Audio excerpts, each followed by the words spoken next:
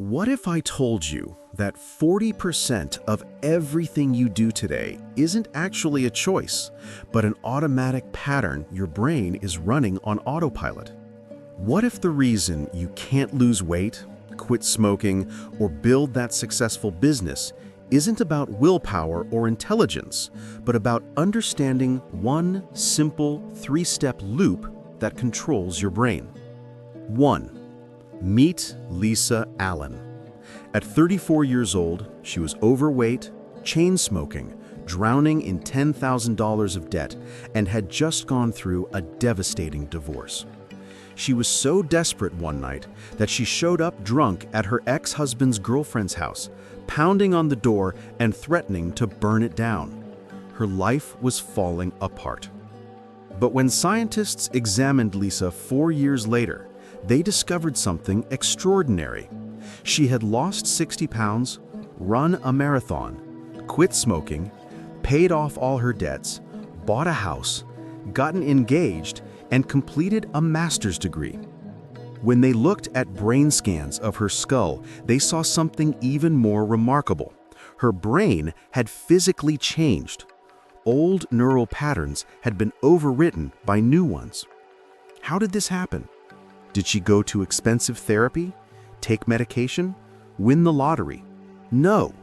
She changed one habit, just one. And that single change triggered a cascade that transformed everything else. This is the power of habits. And in this book, award-winning New York Times reporter Charles Duhigg reveals the scientific breakthrough that explains why habits exist and, more importantly, how you can change them to transform your life, your business, and even entire societies. Chapter 1. The Habit Loop. How habits work. Let me tell you about Eugene Pauly, a man who changed everything scientists understood about habits. In 1993, Eugene walked into a laboratory in San Diego. He was 71 years old, neatly dressed, with thick white hair. But something was terribly wrong. A year earlier, a virus had attacked his brain, destroying a walnut-sized chunk of tissue in the center of his skull called the medial temporal lobe, the part responsible for memory. Eugene couldn't remember anything new. He would introduce himself to his doctors over and over again, dozens of times each day, completely forgetting he'd just met them. He couldn't tell you what he'd eaten for breakfast. He didn't know his own age. When shown photos of his grandchildren, he had no idea who they were. But here's what amazed scientists. Despite having no memory, Eugene could still form habits. Every morning, Eugene would get out of bed, walk to the kitchen, cook bacon and eggs, eat, and return to bed. Then, 40 minutes later, he'd do it again and again. He had no memory of eating breakfast, but his brain had turned the routine into an automatic habit. One day, his wife Beverly noticed Eugene was missing. Panicked, she ran outside to look for him. But 15 minutes later, Eugene walked through the front door carrying a bag of nuts and holding a can of soda. He'd walked around the block, gone to a convenience store, bought snacks, and found his way home, all without any conscious memory of where he lived. How was this possible?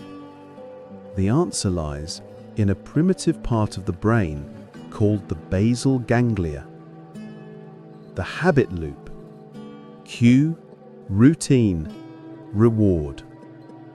Scientists at MIT discovered that habits emerge through a three-step neurological pattern called the habit loop. 1. The cue, a trigger that tells your brain to go into automatic mode and which habit to use. 2. The routine, the behavior itself, which can be physical, mental, or emotional. 3. The reward. Something that helps your brain figure out if this particular loop is worth remembering for the future. Here's how it works in real life. Imagine you're at work and every afternoon at 3:30 you walk to the cafeteria and buy a chocolate chip cookie. The cue is seeing the time on your computer clock. The routine is walking to the cafeteria and buying the cookie. The reward is the burst of energy and brief socialization with co-workers. Over time, this loop becomes so automatic that you don't even think about it. Your brain has chunked this sequence of actions into an automatic routine, freeing up mental space for other activities.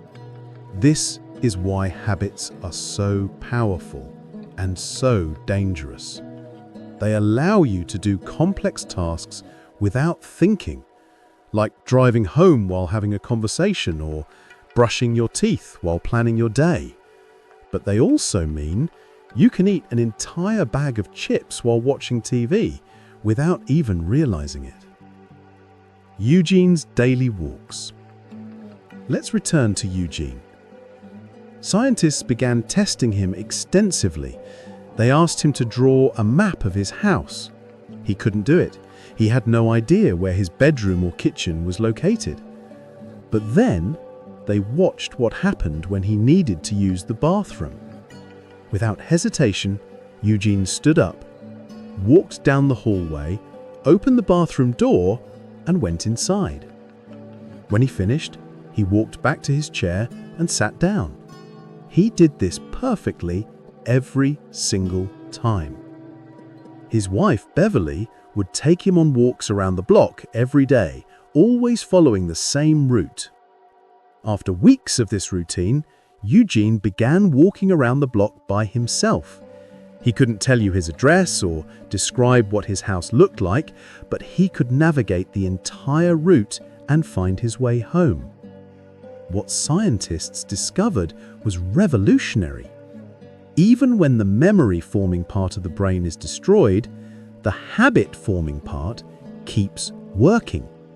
Habits are so powerful that they exist separately from our conscious memory. This discovery would change everything we know about human behavior, from addiction to success and social movements. And it all started with understanding that 3-step loop. Chapter 2: The Craving Brain: How to Create New Habits. The man who created America's toothbrushing habit. At the beginning of the 20th century, almost no Americans brushed their teeth. In fact, less than 7% of the population owned toothpaste. Dental hygiene was so rare that during World War I, so many recruits had rotting teeth that officials said poor dental health was a national security risk. Then came Claude Hopkins, one of the greatest advertising minds in history. He had already made fortunes for dozens of companies, turning unknown products into household names. When he was approached to advertise a new toothpaste called Pepsodent, he was skeptical. But what Hopkins discovered would create a billion-dollar industry and transform American habits forever. Hopkins studied dental textbooks until he found his hook, a film that naturally builds up on teeth. He launched a massive advertising campaign with a simple message. Just run your tongue across your teeth. You'll feel a film. That's what makes your teeth look off color and invites decay. The advertisement urged people to use Pepsodent to remove this film and get beautiful, attractive teeth. Within a few years, Pepsodent became one of the best-selling products in America. By the end of the campaign, 65% of Americans had a tube of toothpaste in their homes, and toothbrushing had become a daily ritual. But here's the fascinating part. The film Hopkins talked about always forms on teeth, even after brushing. Pepsodent doesn't actually remove it more effectively than any other toothpaste. So why did Hopkins' campaign work when countless others had failed? The answer is craving. The power of craving. Hopkins didn't just create a cue, feeling the film, and promise a reward, beautiful teeth. He created a craving for that reward that became so strong it drove the habit automatically. But there was something else Hopkins did, almost by accident. The original Pepsodent formula contained citric acid, mint oil, and other chemicals that created a cool, tingling sensation on the tongue and gums. That tingle had nothing to do with cleaning teeth, but it gave users an immediate, tangible reward every time they brushed. This sensation became so strongly associated with toothbrushing that when other companies tried to create toothpastes without that tingle, they failed. People complained that these toothpastes didn't work, even though chemically they cleaned teeth just as well. The craving for that tingling feeling had become so powerful that people needed it to feel like they'd properly brushed. Scientists now understand that cravings are what power the habit loop. Without a craving, there's no automatic urge to act. The cue alone isn't enough, and the reward alone isn't enough. You need that neurological yearning that comes from anticipating the reward. Let me give you another example of craving in action. In the 1990s, Procter & Gamble spent millions developing Febreze, a chemical that could remove bad odors from fabrics. The product seemed perfect for people with stinky pets, smokers, or anyone with malodorous homes. But when P&G started selling it, Febreze was a disaster. Sales were terrible. The company sent researchers to visit customers who'd received free samples, hoping to understand why. They visited a woman who owned 9 cats. Her house smelled so strongly of cat urine that visitors would immediately leave. But when researchers asked her about Febreze, she said she tried it once, but it didn't really solve any problems she had. The researchers were baffled. Her house reeked. How could she not need Febreze? Then they realized the problem.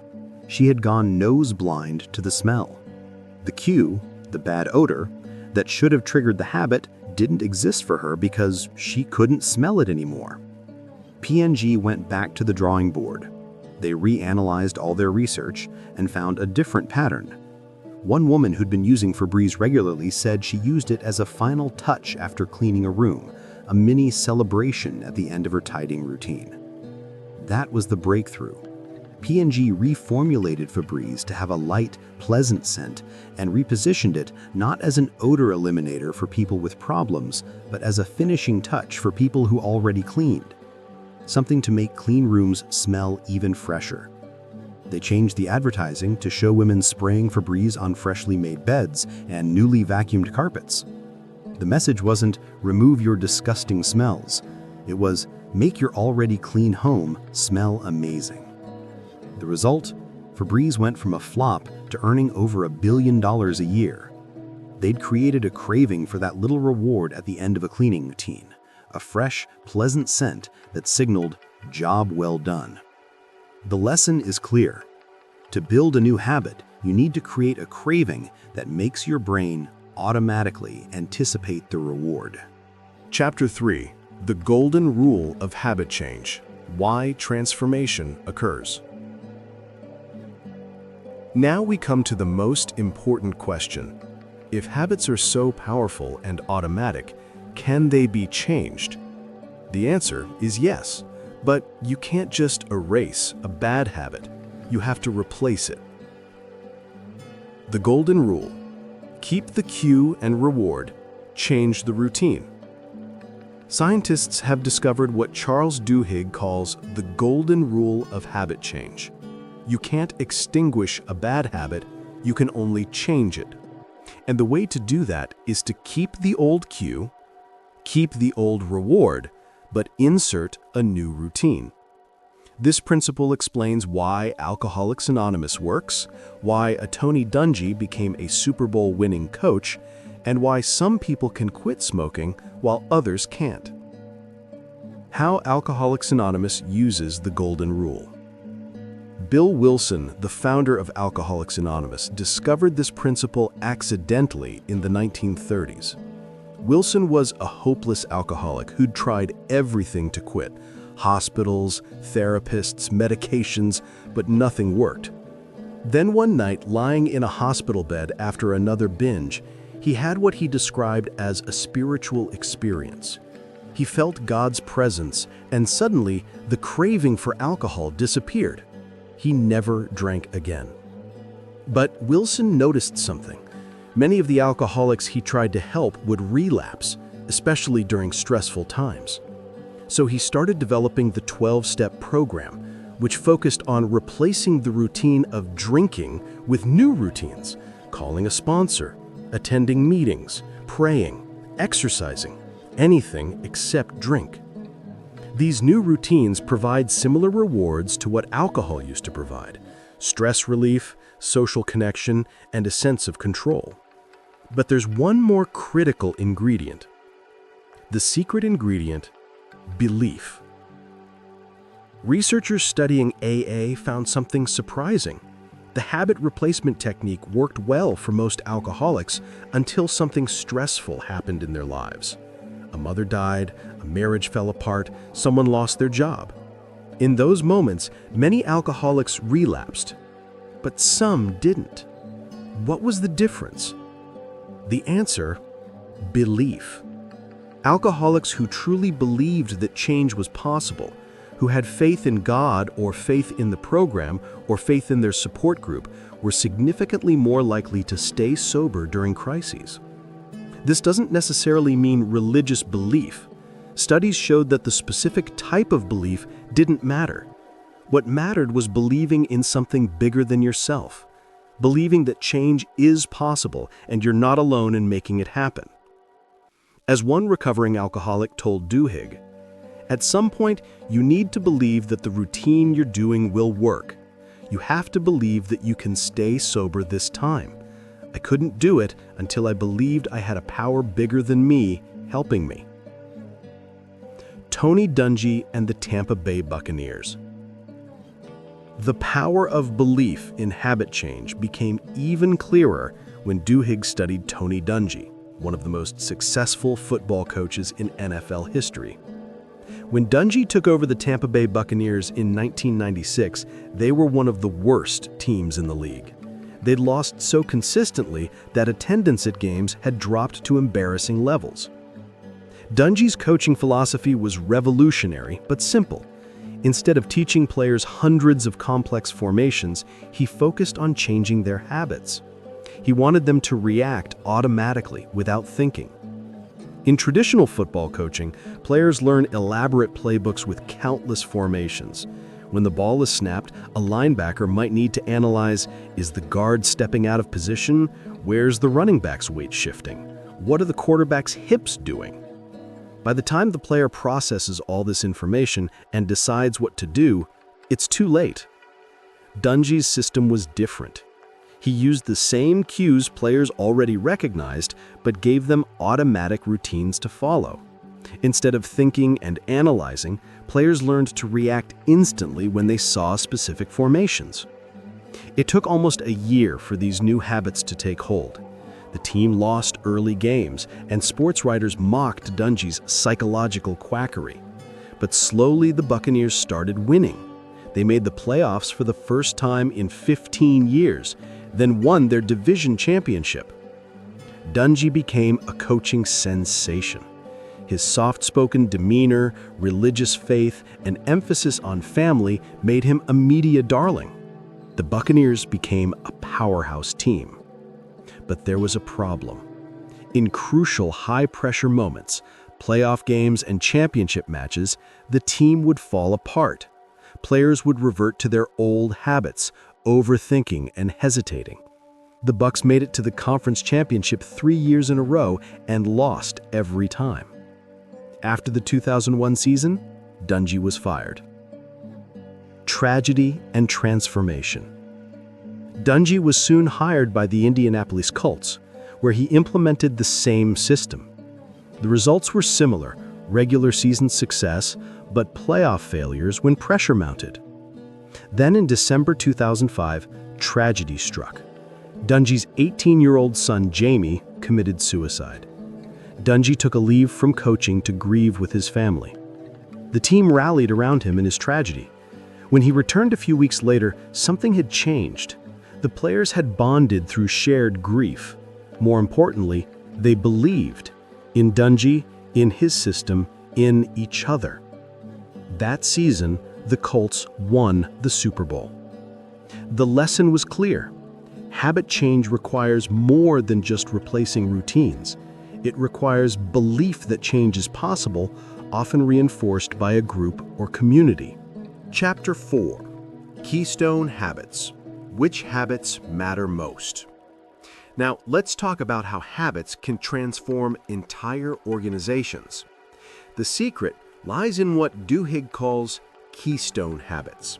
Single practices that have the power to start a chain reaction, changing other habits as they move through an organization.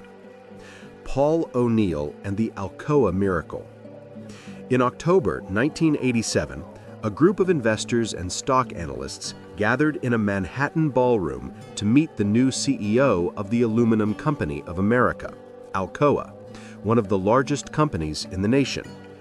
Paul O'Neill took the stage. He was 51 years old, handsome, and had an impressive resume that included positions at the Office of Management and Budget. Investors were excited to hear his plans to increase profits and shareholder value. But O'Neill's opening statement shocked everyone. "I want to talk to you about worker safety. Every year, numerous Alcoa workers are injured so badly that they miss a day of work. Our safety record is better than the general American workforce, but it's not good enough. I intend to make Alcoa the safest company in America. I intend to go for 0 injuries." There was confused silence. One investor whispered to a colleague, "Did he just say he wants to talk about worker safety?" Another immediately left to call his clients and tell them to sell their Alcoa stock immediately. It seemed like O'Neill was completely out of touch with business realities. Why focus on worker safety instead of profits, innovation, or market share? But O'Neill understood something those investors didn't. Safety was a keystone habit that would transform everything else. Here's how it worked. To improve safety, O'Neill had to change how Alcoa operated at the most basic level. Workers had to be trained to spot problems and voice concerns. Managers had to listen to the rank-and-file workers who knew the manufacturing process best. Communication had to improve between divisions. Equipment had to be modernized. Processes had to be streamlined. In other words, improving safety required improving almost everything else. O'Neill instituted a policy. Every time someone was injured, the unit president had to report it to O'Neill within 24 hours and present a plan for making sure the injury never happened again. This forced executives to stay in constant communication with the factory floor. Workers who saw safety problems were encouraged to suggest solutions. These suggestions often led to improvements that not only made the workplace safer, but also made manufacturing more efficient. The results were stunning. Within a year, Alcoa's profits hit a record high. By the time O'Neill retired in 2000, the company's annual net income was 5 times larger than when he started. Meanwhile, Alcoa became one of the safest companies in the world, with an injury rate that was 1/20th the U.S. average. By focusing on one keystone habit, safety, O'Neill had transformed the entire company. Other keystone habits. Research has identified several other keystone habits that trigger widespread change. Exercise. Studies show that when people start exercising regularly, even just once a week, they unconsciously start eating better, becoming more productive at work, smoking less, showing more patience with colleagues and family, using their credit cards more frequently, and feeling less stressed. Family dinners. Families who eat together regularly tend to raise children with better homework skills, higher grades, greater emotional control, and more confidence. Making your bed. People who make their beds every morning tend to be more productive throughout the day, even though bed making has no logical connection to workplace performance. Food journaling. In one study of 1,600 obese people, participants who kept daily food journals lost twice as much weight as those who didn't, even though both groups received the same dietary advice. The power of keystone habits lies in their ability to create what psychologists call small wins, little victories that trigger a cascade of positive changes by proving that achievement is possible. Chapter 5. Starbucks and the Habit of Success. When willpower becomes automatic. If you've ever been to Starbucks, you might have noticed something. The employees, whom Starbucks calls partners, are almost always unfailingly polite, even during the morning rush when handling hundreds of customers. How does Starbucks train thousands of employees, many of them teenagers with no work experience, to provide exceptional customer service under pressure? The answer lies in teaching them habits of willpower. Willpower is a learnable skill. For decades, psychologists debated whether willpower was something you had or didn't have. But recent studies have shown that willpower is like a muscle. It can be strengthened through practice. Starbucks discovered this and built an entire training system around it. The company created dozens of routines that teach employees how to handle stressful situations automatically. For example, new Starbucks employees learn the latte method for dealing with angry customers. Listen to the customer, acknowledge their complaint, take action to solve the problem. Thank them for bringing it to your attention.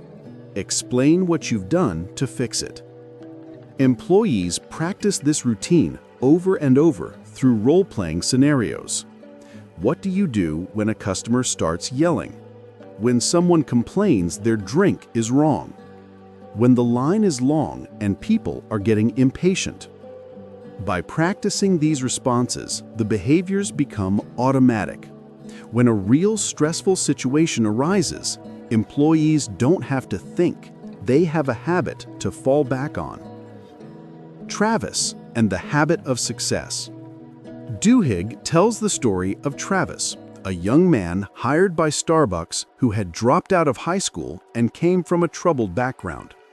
Travis was smart and hardworking, but he struggled with self-control, especially in stressful moments. Starbucks trained Travis using habit-based learning.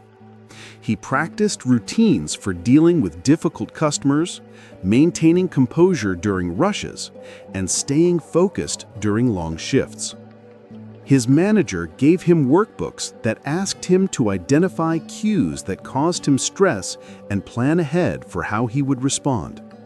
The training worked. Travis became one of Starbucks' most successful employees, eventually becoming a manager overseeing multiple stores and mentoring other young employees.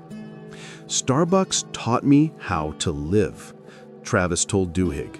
They taught me that I could control how I felt in any situation. That's changed everything. The lesson is that willpower isn't just about saying no to temptation.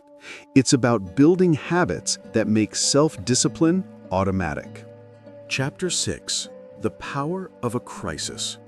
How Leaders Create Habits Through Accident and Design. Sometimes the only way to change organizational habits is through a crisis, real or manufactured. Duhigg tells the story of Rhode Island Hospital, one of the finest medical facilities in the country. But beneath the hospital's excellent reputation, there was a toxic culture where nurses and staff were afraid to speak up when they saw problems. This toxic culture led to tragic mistakes. In one case, a surgeon operated on the wrong side of a patient's head. When a nurse tried to point out the error before the operation began, the surgeon ignored her. The patient suffered permanent brain damage. Incredibly, this wasn't an isolated incident. Over a period of 3 years, surgeons at Rhode Island Hospital operated on the wrong body part or wrong patient 5 separate times. After the 5th incident, the hospital was heavily fined and faced national scrutiny. This crisis forced the organization to confront its toxic habits. Hospital administrators implemented new protocols, including mandatory timeouts before surgeries, where every person in the operating room, regardless of rank, must verbally verify the patient's identity and surgical site. The crisis became the catalyst for changing decades of bad organizational habits. The lesson for leaders: sometimes you need to manufacture a crisis to create the urgency necessary for change. Chapter 7. How Target knows what you want before you do. When companies predict and manipulate habits. Now let's talk about how companies use your habits to manipulate your purchasing decisions, often before you even know what you want. Pregnant shoppers and predictive analytics. Target employs a team of statisticians and analysts whose job is to study shopping habits. They discovered something fascinating. There are moments in life when people's habits become flexible and open to change. One of the biggest is when a woman becomes pregnant. During pregnancy and after a baby arrives, new parents are overwhelmed and exhausted. Their old shopping routines are disrupted. This makes them unusually open to trying new products and switching brands. If Target could identify pregnant shoppers early and start marketing to them, those customers might develop habits of shopping at Target that would last for years. So, Target built a sophisticated predictive model. By analyzing purchasing patterns, women buying unscented lotion, prenatal vitamins, hand sanitizer, and other products, Target's algorithms could predict with remarkable accuracy which customers were pregnant even before they'd announced it to family and friends. The company created a pregnancy prediction score for every female customer and started sending targeted coupons for baby products. But then something went wrong. An angry man showed up at his local Target, demanding to speak to a manager. He was holding a Target mailer addressed to his teenage daughter, filled with coupons for maternity clothing and cribs. He said, "My daughter got this in the mail, and you're sending her coupons for baby clothes and cribs? Are you trying to encourage her to get pregnant?" The manager apologized profusely. But a few days later, the farmer called back, embarrassed. It turned out his daughter actually was pregnant. Target had figured it out before he did. This incident revealed a problem. Customers were creeped out when they realized how much Target knew about them. So the company changed tactics. Instead of sending mailers with only baby products, they mixed in random items: lawnmowers next to diapers, wine glasses alongside onesies. This made the targeted marketing seem coincidental rather than invasive. The strategy worked. Target's mom and baby sales grew dramatically. The broader lesson: companies study your habits obsessively to predict what you'll want and sell it to you, often without you realizing you're being manipulated. Chapter 8. Saddleback Church and the Montgomery Bus Boycott. How movements happen. Now we move from individual and organizational habits to the habits of entire societies. How do social movements begin, and why do some succeed while others fail? Rosa Parks and the Montgomery Bus Boycott. On December 1st, 1955, Rosa Parks refused to give up her seat on a Montgomery, Alabama bus to a white passenger. She was arrested, and her act of defiance sparked the Montgomery Bus Boycott, one of the pivotal moments in the civil rights movement. But here's what most people don't know. Rosa Parks wasn't the first person to be arrested for refusing to give up her seat. In the previous year, at least 3 other black women had been arrested for the same reason. So why did Parks' arrest trigger a movement when the others didn't? The answer lies in social habits. Rosa Parks was deeply embedded in Montgomery's black community. She was the secretary of the local NAACP chapter. She volunteered with the church. She served on numerous committees. She taught sewing classes. Everyone knew Rosa Parks, and more importantly, everyone liked her. When Parks was arrested, News spread through her extensive social network. Friends called friends. Church members told fellow congregants. Within a day, the entire Black community had heard what happened, and they were outraged.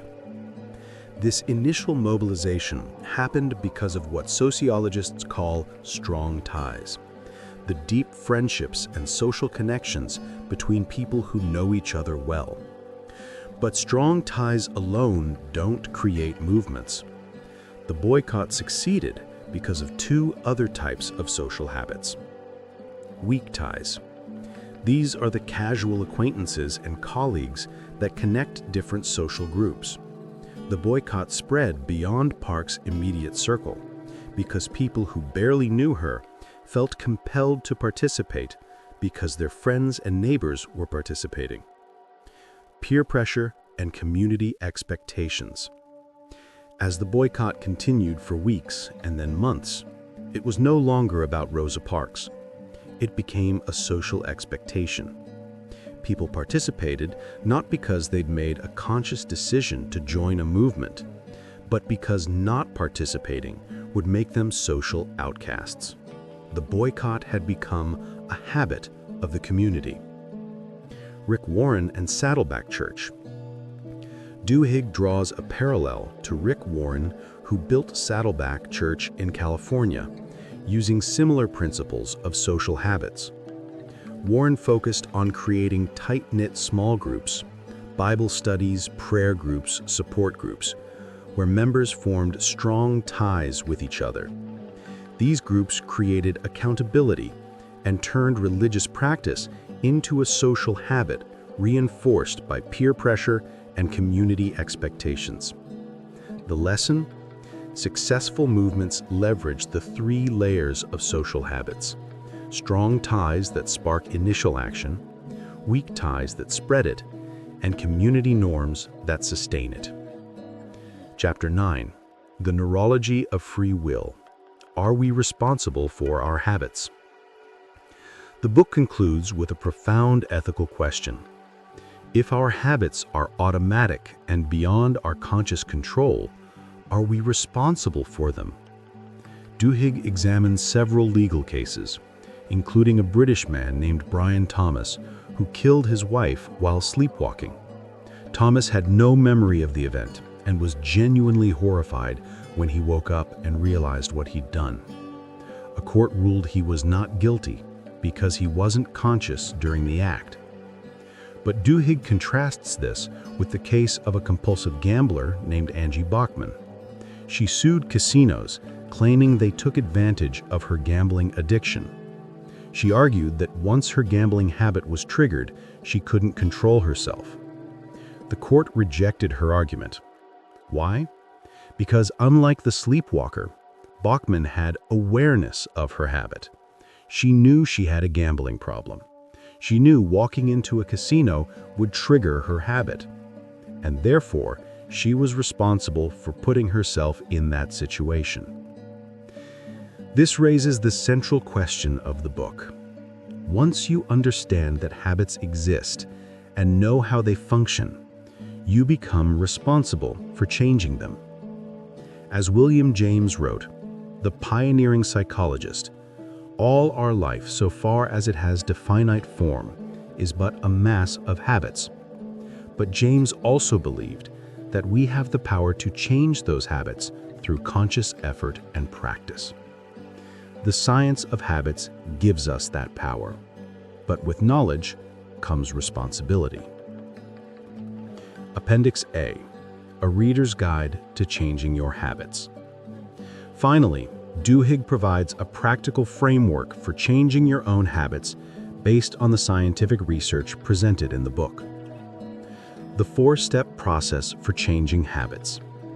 Step 1. Identify the routine. What is the behavior you want to change? Be specific. Eating too much is too vague. Eating a cookie at the cafeteria every afternoon at 3:30 is specific and actionable. Step 2.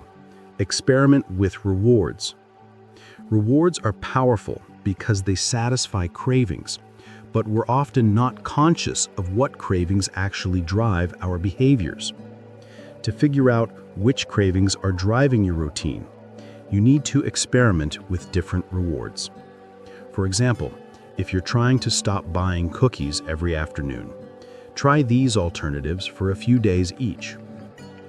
Instead of a cookie, take a walk around the block. Instead of a cookie, go to someone's desk and chat for 10 minutes. Instead of a cookie, drink a coffee. Instead of a cookie, eat an apple. After each activity, set a timer for 15 minutes and write down the first 3 things that come to mind about how you're feeling.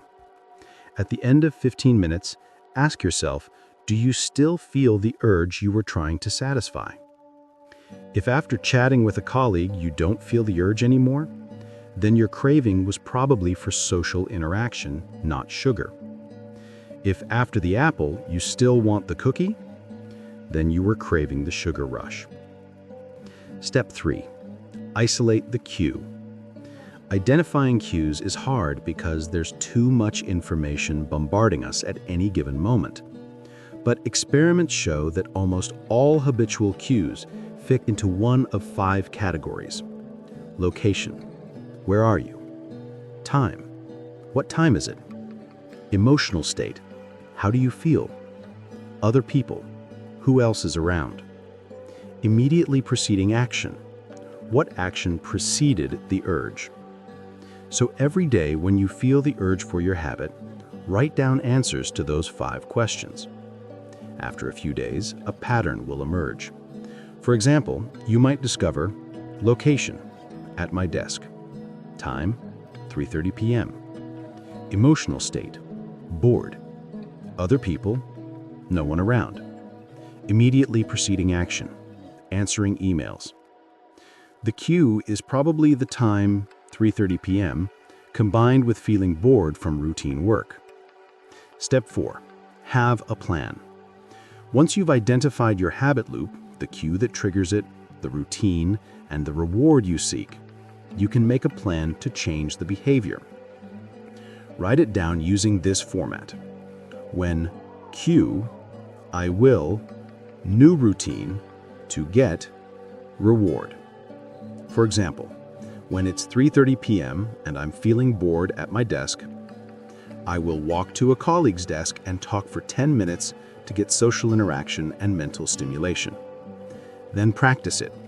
The first few times will require conscious effort and willpower, but research shows that after enough repetitions, the new routine will become automatic. Conclusion: the power to change. Here's what we've learned from Charles Duhigg's groundbreaking research. 40% of our daily actions aren't decisions at all, they're habits. These automatic behaviors are stored in a primitive part of our brain called the basal ganglia, which operates separately from our conscious decision-making. Every habit follows the same 3-step loop: a cue that triggers the behavior, a routine that is the behavior itself, and a reward that tells your brain this loop is worth remembering. Cravings power the habit loop. It's not the reward itself, but the anticipation of the reward that makes habits automatic. Habits can't be erased, but they can be replaced using the golden rule. Keep the same cue and reward, but change the routine. And for that change to stick, especially during stressful times, you need to believe that change is possible, a belief often reinforced by a group or community. Keystone habits trigger chain reactions that transform multiple areas of life. Focus on changing one crucial habit, and other positive changes will follow automatically. Willpower is a muscle that can be trained through practice. By rehearsing responses to stressful situations, willpower becomes automatic. Companies study your habits obsessively to predict and manipulate your purchasing decisions, especially during major life transitions when habits are most flexible. Social movements succeed by leveraging 3 types of social habits: strong ties that spark initial action, weak ties that spread the movement, and community norms that sustain it through peer pressure. And most importantly, once you understand how habits work, you become responsible for changing them. Lisa Allen, the woman we met at the beginning of this summary, transformed her entire life by focusing on changing one habit: smoking. That single change rippled outward, affecting her exercise routine, which affected her diet, which affected her work habits, which affected her finances, which affected her relationships. Paul O'Neill transformed Alcoa into one of the most successful companies in America by focusing on one keystone habit: worker safety. Tony Dungy won a Super Bowl by teaching his players new habits that made them react automatically without thinking. Rosa Parks sparked the civil rights movement not because she was the first to resist, but because her habits of deep community involvement had created the social network necessary for a movement to spread. The power of habit is the power to reshape your brain, your behavior, and ultimately your destiny. As Tony Dungy told his players, "There's nothing you can't do if you get the habits right." Now you know how habits work. The question is, what will you change